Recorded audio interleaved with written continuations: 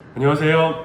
네, 홍성규의 진보TV 주간 뉴스 브리핑 세상을 보는 눈 3월 첫째 주 방송을 시작하겠습니다.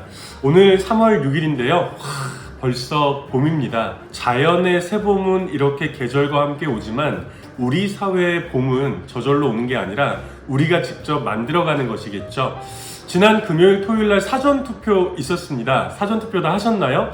이번에 투표율이 엄청나더라고요. 3월 9일날 이번 주 수요일날 있는 본선거에서도 투표율이 얼마나 올라갈지는 모르겠지만 그만큼의 관심들도 현재 많이 집중이 되고 있는 것 같고, 우리의 관심은 이번 선거를 통해서 우리 민중들의, 우리 시민들의, 국민들의 새로운 봄을, 씨앗을 좀 만들어낼 수 있을까, 이런 것이 가장 큰 관심이 아닐까 싶습니다.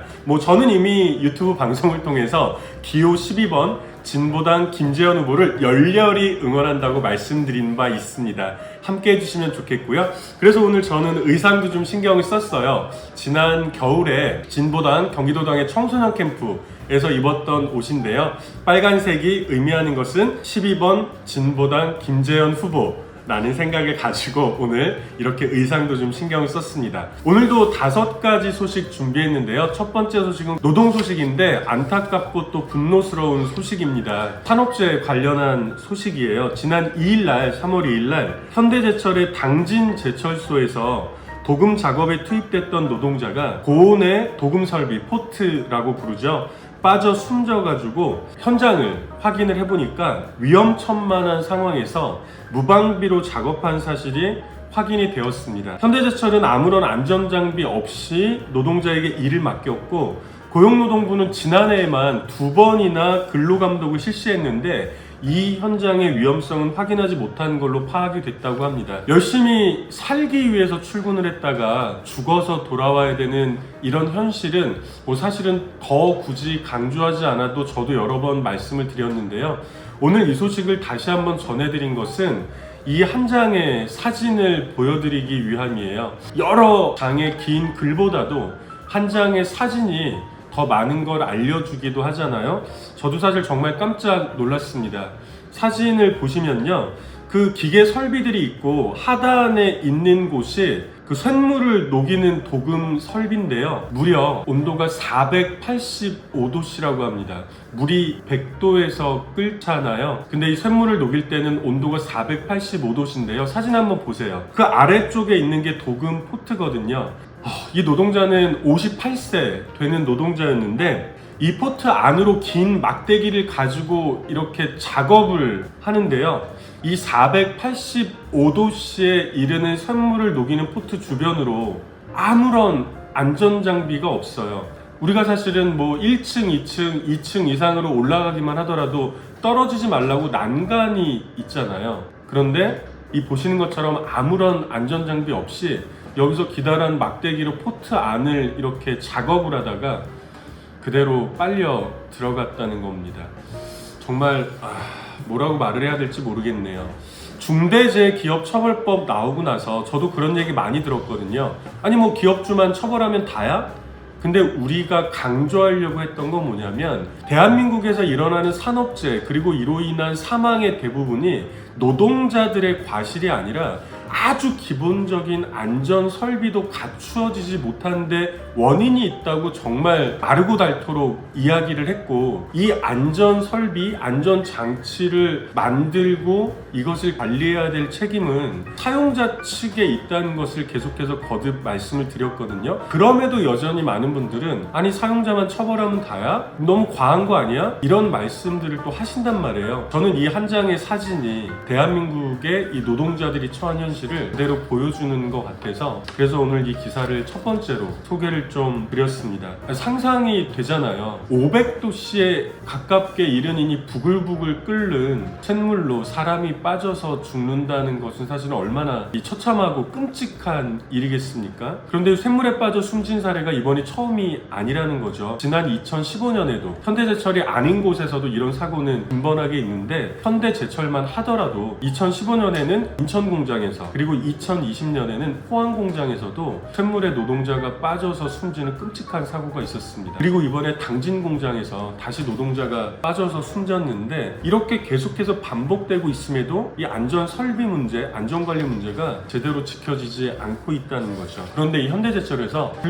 그로부터 3일이 지난 3월 5일날 다시 이 현대제철의 예산 공장에서 2차 하청업체 비정규직 노동자가 다시 철골 구조물에 깔려서 목숨을 잃는 사고가 또 발생을 했습니다. 이날 목숨을 잃은 이 비정규직 노동자는요 25살이에요. 진짜 우리가 이 중대재해기업처벌법을 마련했고 이게 누더기법임에도 불구하고 이 법을 가지고도 불충분하다 이런 얘기를 많이 하고 있는데, 법의 문제를 떠나서 우리 사회 전체적으로 한 사람 한 사람의 목숨과 생명이 얼마나 소중한지 라고 하는 부분에 초점을 맞추고 다시 한번 경각심을 가지고, 그리고 날카롭게 또 제기하고 개선해야 될, 아주 시급하게 개혁해야 될 이런 문제들이 아닌가 싶습니다. 그 첫 출발은 누더기법이었더라도 중대재해기업처벌법이라는 또 이 법을 개선하는 것도 중요하지만, 이 법으로 현재 일어나고 있는 산업재해 사망사고들에 대해서 엄격하게 이 법을 또 적용하는 것도 필요하겠죠.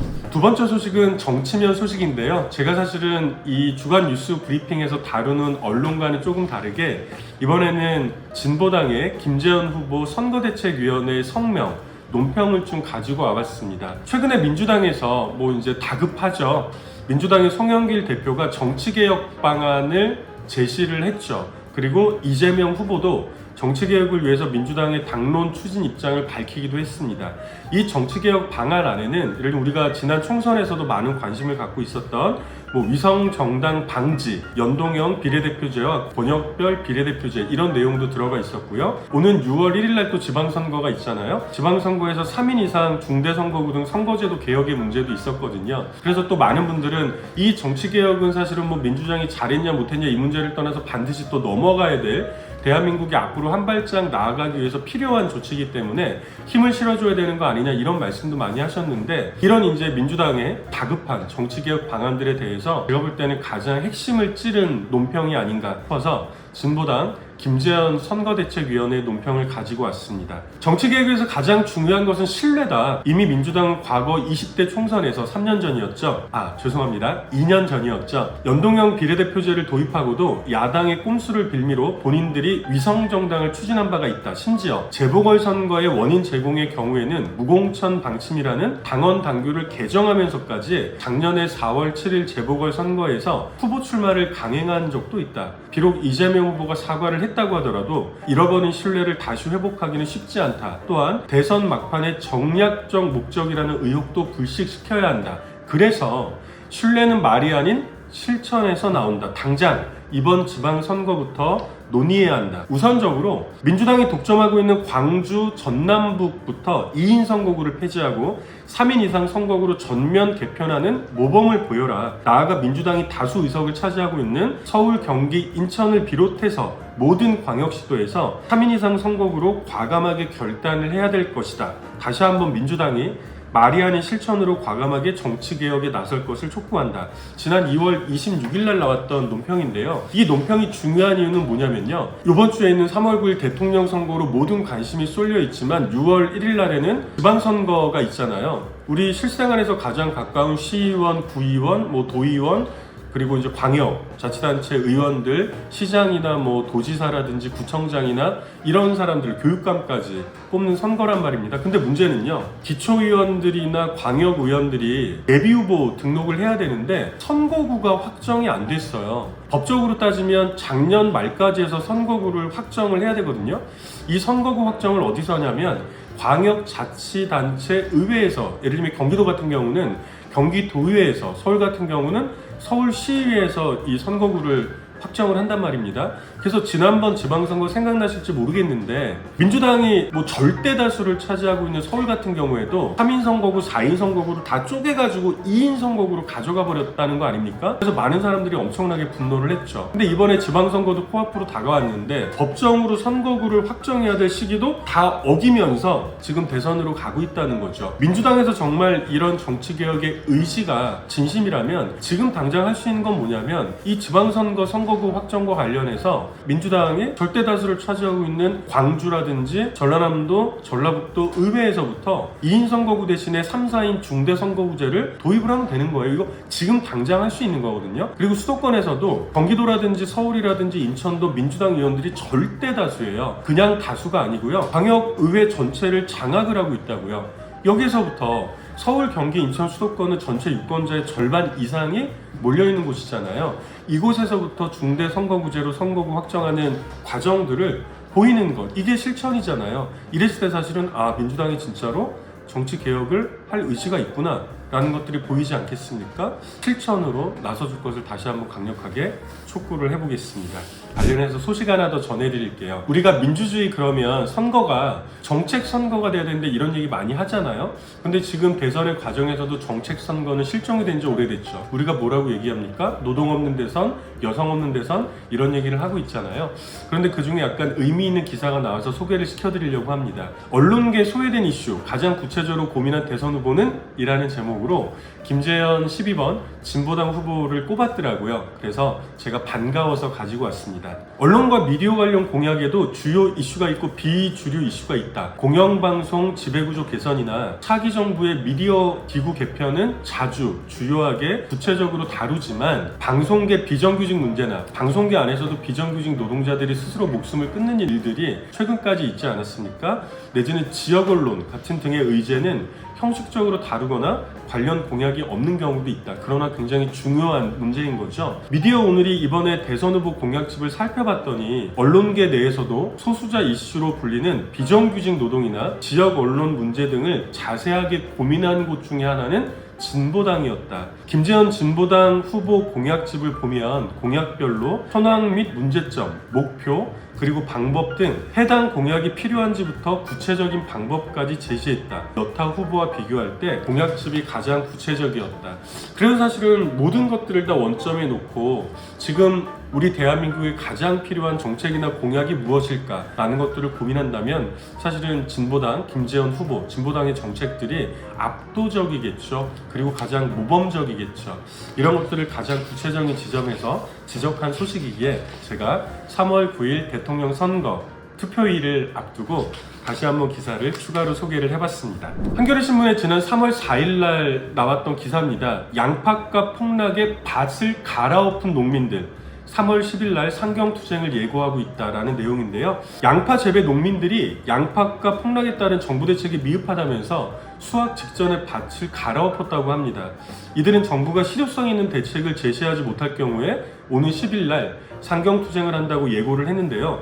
한국양파연합회, 한국양파생산자협의회, 그리고 전국양파생산자협회는 3월 4일날 양파 생산지 중에 가장 유명한 전남 무안군 청계면 구로리에 있는 양파밭 2,300평방미터를 트랙터로 갈아엎었다고 합니다. 양파값이 올해 코로나19 때문에 외식산업 부진으로 수요가 감소했고 재배 면적이 확대해서 지난해 2월달에 1,901원이던 1kg당 도매가가 올해 2월달에 453원으로 폭락했다고 합니다. 대략 4분의 1 가격 수준으로 폭락을 한 거죠. 최근 5년간 평균값의 절반에도 못 미치는 수준이라고 하는데요. 농림축산식품부가 지난달 17일 날 이 방안들을 발표를 했죠. 저장 양파의 경우에는 전년 대비 증가분에 대해서는 5월 1일 이후로 출하를 연기하고 제주 지역의 조색 양파밭은 지난해보다 증가한 규모인 44하르를 출하 정지. 이 출하 정지란 말이 사실은 굉장히 좀 뭐랄까 끔찍한 말이죠. 단지 폐기한다는 이 밭을 갈아엎는다는 내용이거든요.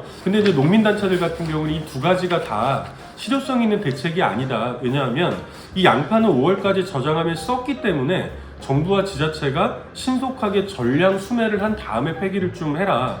그리고 출하정지 지원금은 생산비가 많이 드는 제주도의 경우에는 지원금이 터무니없이 낮기 때문에 좀 올려야 된다 이렇게 제기를 했는데 이 농림부에서 그대로 발표를 했기 때문에 이번에 전남 무안에서 양파밭을 갈아엎었다는 겁니다. 농민과 농촌, 농업이 실종된 대선이기도 하잖아요. 배추밭을 갈아엎었다, 무밭을 갈아엎었다, 양파밭을 갈아엎었다 이런 얘기가 매년 계속 나오잖아요. 우리 심각하게 문제의식을 느껴야 되지 않나 싶습니다. 식량을 생산하는 대규모 생산국들에서 식량 생산량이 높아지면 정말 태평양 바다 한가운데다 식량을 다 그냥 회귀하기도 하고 이러면서도 굶어 죽는 사람이 있는 거잖아요. 뭐 양파가 많이 생산이 될 수도 있죠. 그럼 우리가 양파를 많이 먹으면 되죠.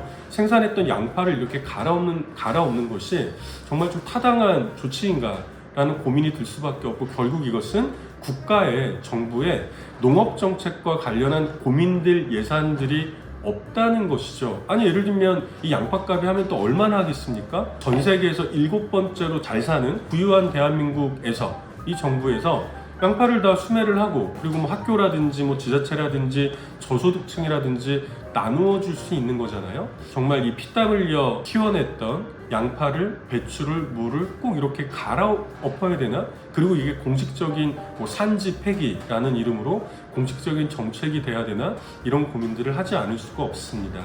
우간다 출신은 원어민 영어 보조교사 못하나요? 라는 제목입니다. 지난달 28일 날 서울 영등포구에 있는 이주민센터 친구 사무실에서 이 우간다 출신의 인도적 체류자 36세시네요. 이분과 이제 인터뷰를 한 기사인데요. 왜 나는 영어를 가르칠 수 없습니까? 라고 물었다고 합니다. 우간다 헌법은 영어를 공용어로 명시하고 있고요. 학교 수업을 영어로 가르치고 대중매체나 공공기관 등 공식적인 자리에서는 영어를 사용한다고 하네요. 이 우간다에서 오신 분은요, 회계학을 전공한 대학 과정까지 포함해서 17년 동안 영어로 교육을 받은 분이고요. 그리고 우리나라에 온 다음에는 안내를 좀 받아가지고 국제 영어교사 자격증 석사 과정을 마쳤다고 합니다. 이건 우리나라에서 딴 자격증이거든요. 그래서 원어민 교사로 취업을 하려고 하니까 법무부에서 원어민 교사로 취업할 수가 없어요 라고 했다는 거죠.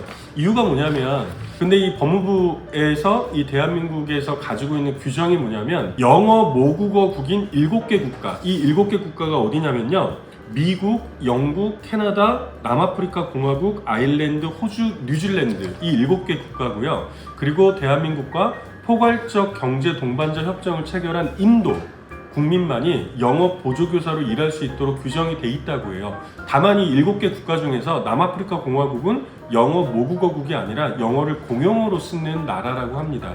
뭐 그렇게 따지면 우간다도 똑같죠. 우간다도 제가 아까 뭐라 그랬냐면 영어를 공용어로 쓰는 국가라고 했잖아요. 그래서 법무부는 이 기준에 대해서 우리 국민의 영어 교육 국제 표준화 달성을 위해서 관계부처와 협의를 거쳐서 영어권 국가 중에서 전체 영어권 국가가 해당되는 것이 아니라 문화, 관습, 발음, 국민 선호도를 종합적으로 고려해서 지정했다라고 이제 이야기를 하고 있고요. 이 규정에 따라서 지난 2001년부터 약 20년 전부터 해당 국가 국민들에 한해서 회화지도 사증을 발급하기 시작했다고 합니다. 조금 이상하다는 생각 들지 않으십니까? 예를 들면 교사로서 자격이라고 하는 건 자격증이 있으면 되는 거잖아요.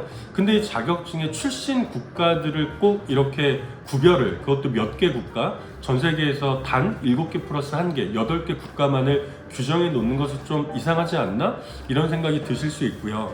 특히 이제 이 기준 중에서 국민 선호도, 이게 참 애매하면서도 웃긴 얘기인데요.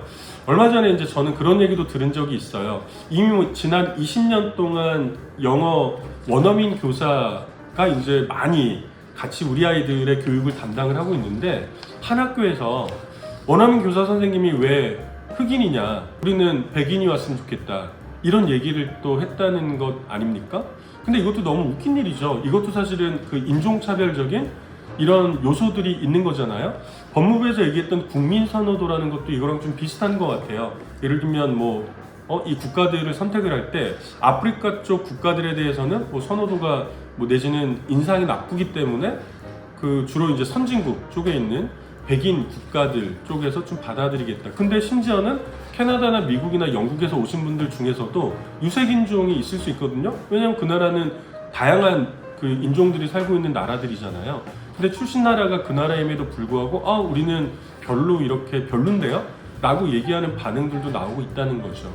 이 기사를 준비했던 이유는 우리가 차별금지법 얘기도 많이 하고 있습니다만은 우리 대한민국 안에서 이 인권의식이라는 것에 대해서 한번 고민해 봄직한 주제라고 해서 가지고 왔습니다. 이 인도적 체류자 분께서는요, 지난 1월 달에 이주민센터 친구와 함께 해당 기준이 위헌이라면서 헌법재판소에 헌법소원 심판 청구서를 제기했다고 합니다. 이분의 이 문제 제기들이 우리나라가 훨씬 더 인권 문제에서 이 민감함이 좀 더 올라갈 수 있는 그런 과정으로 이어지는 좋은 디딤돌이 되기를 바라면서 우리도 관심을 갖고 한번 지켜보도록 하죠. 그리고 우리 주변에서부터, 우리가 살고 있는 주변에서부터 이 인권 문제라고 하는 것은 뭐 이 삶 곳곳 전반에 숨어 있는 거잖아요. 우리와 함께 살고 있는 이런 문제이기 때문에 함께 고민을 해봤으면 좋겠다라는 취지로 소개를 시켜드렸습니다. 자, 오늘의 마지막 뉴스는 국제면 소식인데요. 많은 분들이 저한테 뭐 개인적으로 좀 이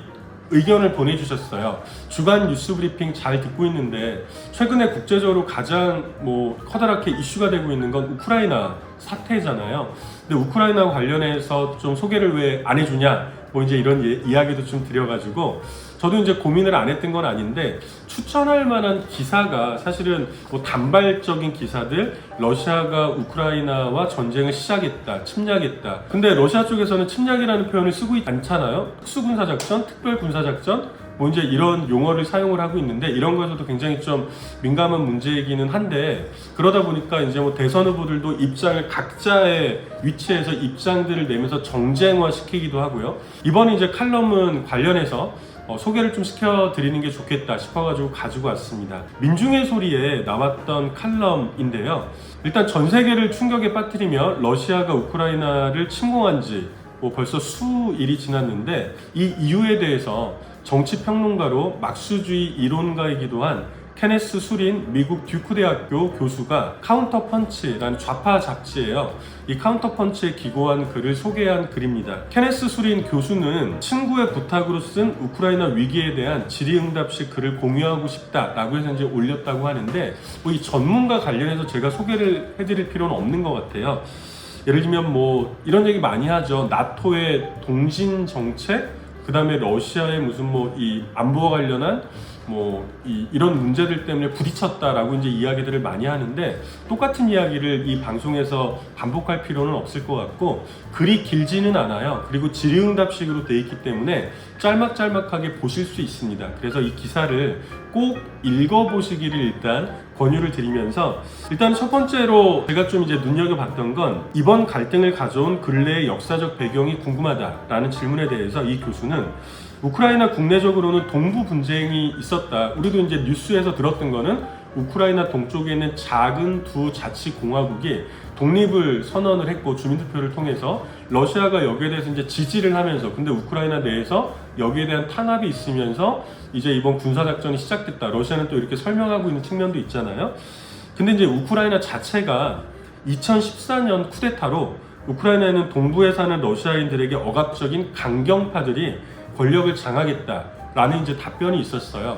우리가 사실 이 얘기는 처음 들어봤죠. 2014년이면 뭐 지금으로부터 한 8년 전, 7, 8년 전 정도 되는데 우크라이나에 쿠데타가 있었네. 이 쿠데타로 들어선 정권이 뭐 사실은 굉장히 폭압적으로 이 친러시아 국민들과 친러시아 세력들에 대해서 굉장히 좀 강경한 탄압책을 거의 내전 수준으로, 그래서 일부에서는 이 2014년 쿠데타 이후부터 우크라이나는 이미 내전 수준이었다. 왜냐하면 정부군도 당연히 무장을 하고 이 반발하는 이 자치를 요구하는 동쪽에 있는 이 공화국들에서도 무장을 하고 서로 전쟁이 일어나고 있었다. 그래서 7, 8년 동안 우크라이나는 심각한 내전 상황이었다. 이렇게 이제 이야기를 하기도 하거든요. 이 부분 2014년 우크라이나 쿠데타가 있었고 이후에 우크라이나는 이런 상황이었다 라고 하는 부분들이 이전에 있었던 기사들에서는 보여지지 않았던 부분이기 때문에 소개를 좀 해드리려고 했습니다.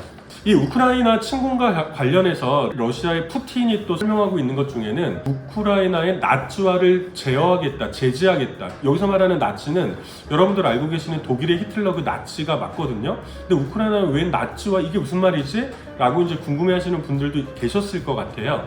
이게 이제 제가 아까 말씀드렸던 2014년에 우크라이나에 쿠데타가 있었고 이 쿠데타로 성립된 정권이 사실은 굉장히 좀 이 단호한 탄압 정책들을 썼다고 했는데 푸틴이 지적했던 것은 바로 이것이 이제 나치랑 비슷하다라고 했던 것입니다.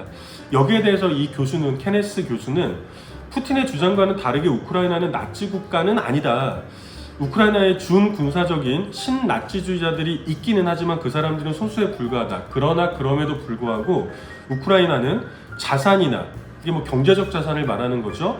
군사력, 정치적 영향력 등을 지닌 소수의 돈이, 여기서 말하는 돈, 그야말로 자본인 거죠. 이 돈이 선거를 지배하고 대통령이 단칼에 언론을 통제하며 보안 당국이 임의적으로 사람들을 구속할 수 있는 이런 정치 체제는 사실이다 라고 일단 이야기를 하고 있는 거고요. 뭐 결론적으로 많은 분들이 공감하는 건 사실 첫 번째는 뭐냐면 어떠한 이유로도 전쟁은 안 된다. 왜 전쟁을 통해서 사실 피해를 보고 있는 건 무고한 민간인들이랄지 뭐 이런 사람들이 다 피해를 보잖아요. 그래서 전쟁은 안 된다. 여기에 대해서는 다들 공감은 하시는 것 같아요. 어떻게 보면 뻔한 이야기일 수 있지만 미국과 나토 그리고 러시아는 이 상황이 누구의 책임이든 우크라이나가 고래 싸움에 등이 터지고 있음을 염두에 둬야 한다. 모든 관련국은 분쟁 지역에 있는 사람들의 안전과 안녕을 최우선적으로 고려해야 한다. 또한 나토의 팽창주의가 지속되거나 나토의 팽창주의에 대해 러시아가 군사적으로 대응해서는 안 된다는 점도 모두가 받아들여야 된다. 앞으로 나아갈 길은 대화뿐이다 라고 일단 얘기를 하고 있습니다. 어찌됐든 간에 우리는 양측의 입장과 동기를 이해하려고 노력할 수는 있다. 이번 갈등에 책임이 있는 두 강대국들 미국과 러시아에게는 변명의 여지가 없다. 이번 갈등의 책임이 우크라이나를 공격하는 러시아와 서방의 정치 엘리트들 양쪽에게 있음을 분명히 하자라는 이야기를 좀 맺고 있는데 뭐 윤석열이나 이재명 이 유력 후보들의 대선 후보들의 입장뿐만이 아니라 뭐 진보당의 성명이라든지 정의당의 성명이라든지 그리고 시민사회 단체들에서도 이 우크라이나 사태에 대해서 성명들이 제기가 되고 있는데 어떤 이야기들, 어떤 주장들을 좀 담아야 되는지에 대해서 뭐 굉장히 많은 논의들이 좀 있는 것 같아요. 그 정도로 중충적이고 복잡한 사안인 것은 맞는 것 같습니다. 문제는 뭐 우크라이나 사태뿐만이 아니라 뭐 최근에 우리도 잠깐 돌아보면 뭐 홍콩 사태라든지 등등 우리가 좀 고민해 봐야 될 이런 문제들, 과거에 있었던 어떤 기준들만으로는 이렇게 설명하기 어려운, 재단하기 어려운 이런 부분들도 또 여전히 좀 많이 있는 것 같습니다. 그래도 조금 더 신중해질 수밖에 없고 고민을 좀 많이 해봐야 될 수밖에 없는데 그런 면에서도 우크라이나 사태와 관련해서 추천해 드려 봄직해서 오늘 이 기사를 가지고 나왔습니다. 조금 더 고민을 해보시죠. 오늘 이렇게 5가지 소식 가지고 새봄을 맞는 3월 첫 번째 방송 진행했습니다. 수요일날 3월 9일날 대통령 선거일날 다들 투표하실 거죠? 예, 12번 진보당 김재현 후보와 함께 우리 사회의 새로운 봄을 함께 열어나가 주시기를 부탁을 드리면서 오늘 방송 마치도록 하겠습니다. 고맙습니다.